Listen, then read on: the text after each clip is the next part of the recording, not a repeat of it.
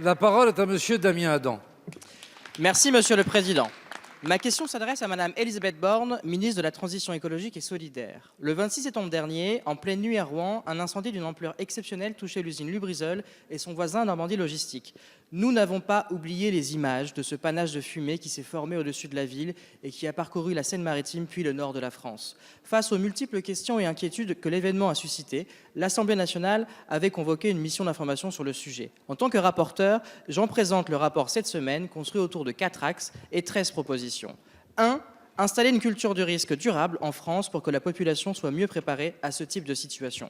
Je propose de réaliser une fois par an un exercice de grande ampleur dans un département qui implique les citoyens sous forme de journée à la japonaise. Le sujet du risque industriel doit également être intégré lors des sessions du service national universel. 2. Renforcer notre arsenal pour réduire au minimum le risque d'accident industriel, avec notamment la création d'un bureau d'enquête analyse comme il en existe dans le secteur aérien, pour tirer les conclusions de chaque accident.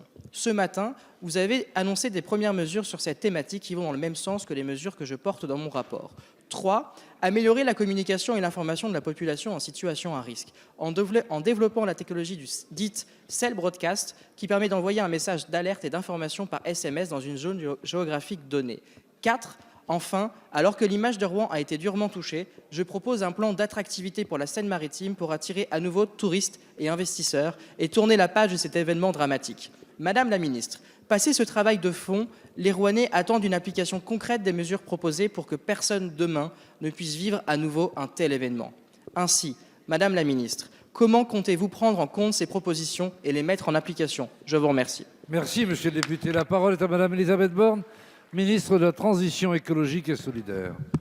Merci, Monsieur le Président, Mesdames et Messieurs les députés. Monsieur le député Damien Adam, alors je vous rejoins. Chaque accident majeur doit être systématiquement pris en compte pour mieux protéger les Français, pour réduire les risques et pour mieux gérer les crises lorsqu'elles surviennent.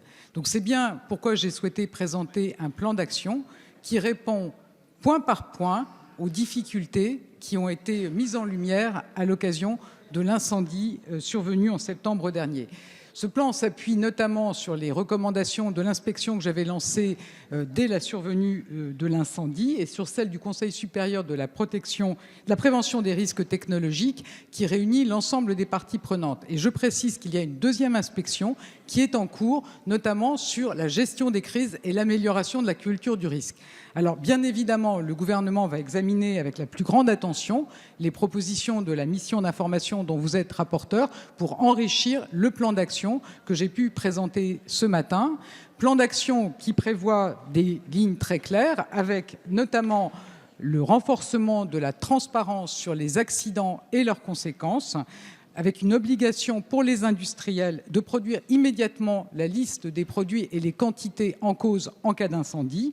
Le deuxième axe vise à empêcher que de nouveaux incendies d'une telle ampleur surviennent à l'avenir, en améliorant les conditions de stockage des produits et puis en prenant aussi en compte les risques d'effet domino avec les sites voisins qui feront désormais l'objet d'une inspection systématique. Enfin, il convient de renforcer nos moyens de contrôle pour mettre en œuvre ces nouvelles réglementations. Nous allons augmenter de 50% les contrôles d'ici la fin du quinquennat et nous proposons de créer un bureau d'enquête accident indépendant, comme il en existe dans les transports, pour tirer tous les enseignements de chacun de ces accidents.